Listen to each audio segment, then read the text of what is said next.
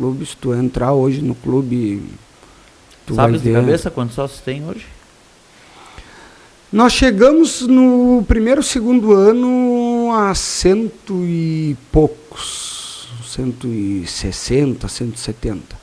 Hoje, Para clube social hoje em sim, dia é bastante. não, e de temporada, né? É um clube de temporada que não um clube oferece. que tu aproveita não é um clube, 2 meses. né? É. Entendeu? Mas o mais bacana disso é que a sociedade comprou a ideia, entendeu? Antes, quando eu me lembro, e a maioria dos clubes, a gente sabe disso, sobrevive de...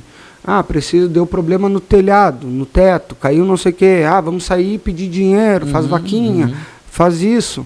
Graças a Deus, nesses 6, 7 anos de mandato, nunca precisei.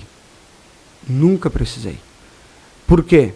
Porque a sociedade começou a injetar dinheiro através da anuidade, os bingos começaram a crescer, o nosso carnaval hoje, graças a Deus, é um sucesso, entendeu?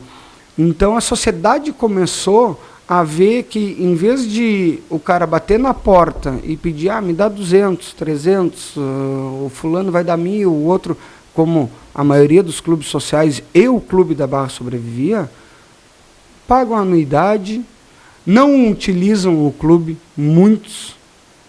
muita gente jovem paga anuidade, filhos dos antigos, entendeu? Pagam anuidade porque gostam, porque tem as recordações, as memórias do que viveram lá, e hoje não faz falta para eles pagar uma anuidade, entendeu? Então, o clube... Tem gente que nem vai no clube e paga, é isso que tu tá falando.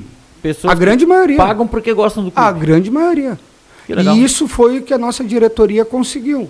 É mostrar através de resultados, entendeu? O clube foi, pintado foi várias vezes, mas foi trocado todo o piso, todo o forro, os banheiros foram todos reformulados, a piscina tem 2 motores novos, todas as áreas externas reformada, só falta o banheiro das piscinas, que gostaria de fazer esse ano. Cozinha totalmente pela fiscalização, pela vigilância. Boate, ali o espaço que era da boate, todo reformado, ventiladores, exaustores, todas as portas, janelas de dentro do clube, para não tirar as características da frente, não foram trocadas, né?